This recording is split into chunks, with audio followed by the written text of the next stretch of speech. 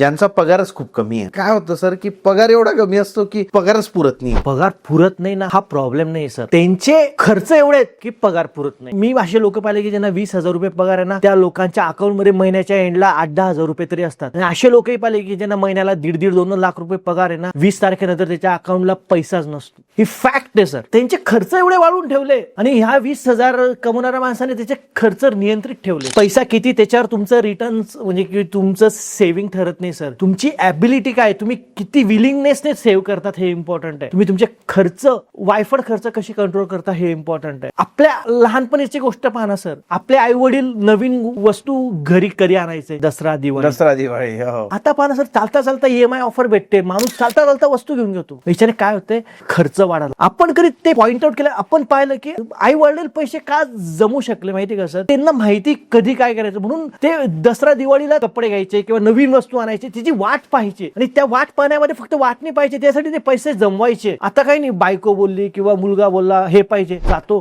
Credit card मारतो किंवा EMI करून घेतो आणि लगेच वस्तू आणतो. प्लॅन करायला वेळच देत नाही. पूर्ण व्हिडिओ बघण्यासाठी YouTube वर जाऊन बँटर विथ चेतन सर्च करा.